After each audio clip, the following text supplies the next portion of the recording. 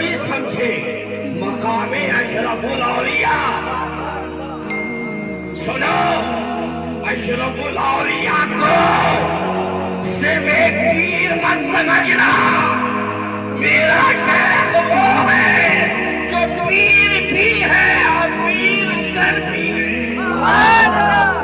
जो खुद पीर नहीं, जिस पर निगाह डाल देता है वो भी पीर बन जाता है।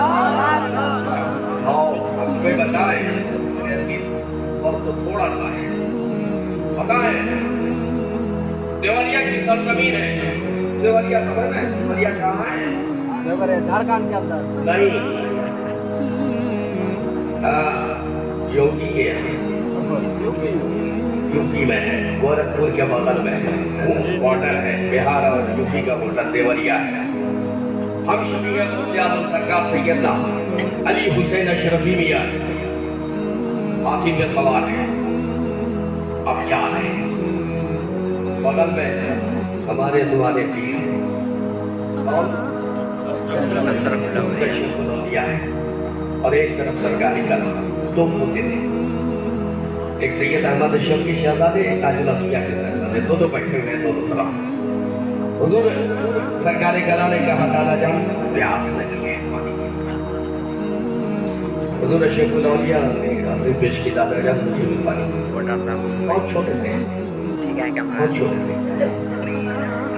तो हुजूर हम शफी गौसे आज़म ने इरशाद फरमाया बेटे चलो आगे अगली मोड़ पे तुम्हें पानी पिलवाएंगे। अगली मोड़ पे जब आया तो देखा एक बाबा जी योगी बीच रोड पर लेटा हुआ है। गारे हाथी गुजर देगी खत्म हो जाओगे, उठो इसे उठाओ।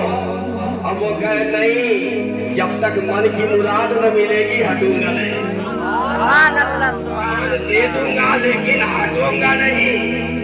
कहा क्या हुआ? कहा पहले सब करो, पहले वादा करो, मिल जाएगा तुझे। क्या नहीं लेके आ, नहीं लेके मेरे अशरफुल औलिया ने पेश किया। हाथी बैठ गए।